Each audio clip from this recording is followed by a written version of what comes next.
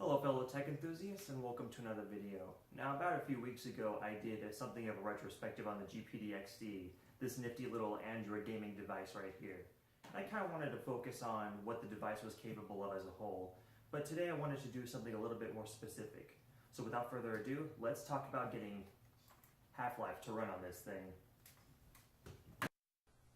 So first things first, you want to go into the Google Play Store and download Zash 3D. So go to the search, type up Zash 3D or Xzash, and you'll see I already have it installed, but this is the app that you'll need to download in order to run the games.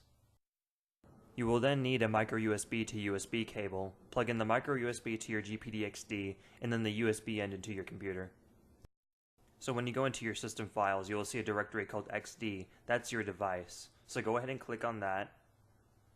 SD card. And here you'll need to create a folder called Zash. And as you can see on the bottom, I already have mine created.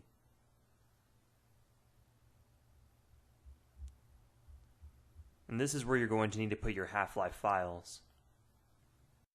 Now you'll need to transfer your game files. In this case, I'll be taking them from Steam. So what you want to do is you want to go into Steam, Steam Apps, Common, and then go into your Half-Life folder. And from there you want to extract B-Shift, Gearbox, and Valve, and transfer that over to your XD. Now when you first install Zash 3D, it'll ask you to find the Zash file. In that case, we've already created it, and there it is right there, Path to Game Resources. So we'll start it, and there you go, it works. But there's one thing we need to take care of first, and that's the controls. So what you want to do is you want to go into Configuration, Touch, Touch Options, and you can go ahead and disable the touch controls if you don't want to use them. So we can go ahead and go back, go to controls, and from here you can actually map the buttons. So if you have yourself a gamepad, in this case using the GPD XD controls, you can actually map it inside the game. The programmers built it into the system, which I find really nifty. And as you can see right here, for example, I can change the use item function to, say, the A button. So from here on out, we're going to go ahead and add the expansion pack. So what you want to do is you want to go into Widgets, scroll all the way to Zash Shortcut, and go ahead and drag that onto your home screen. So from here you can add the shortcut name. In this case we'll call it Blue Shift.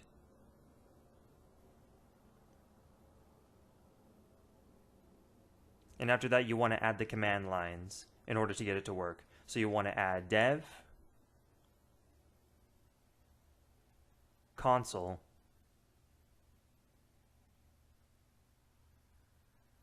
game,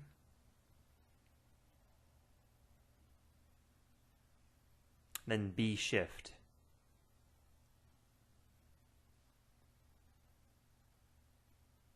Go ahead and save shortcut. Click on the icon.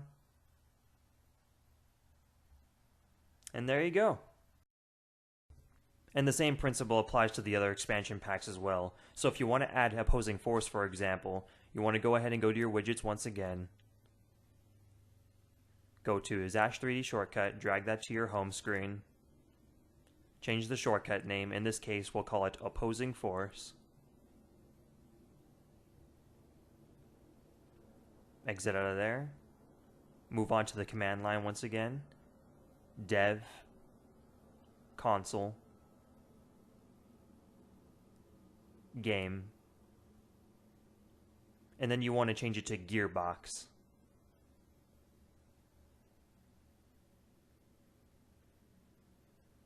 Go ahead and save that shortcut. Click on the icon,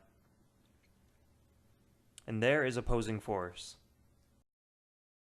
Now, if you just want to play the base game of Half-Life without having to go through the Zash 3D menu, you want to take the same steps as last time, go to your widgets, and then add the Zash 3D shortcut and drag that to your main menu.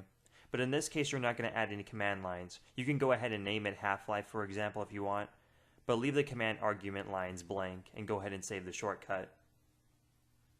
Go ahead and click on the icon, and there's your base game. So from here on out, we're actually going to show some gameplay. Good morning, and welcome to the Black Mesa Transit System. This automated train is provided for the security and convenience of the Black Mesa Research Facility personnel. The time is 8:47 a.m. Current topside.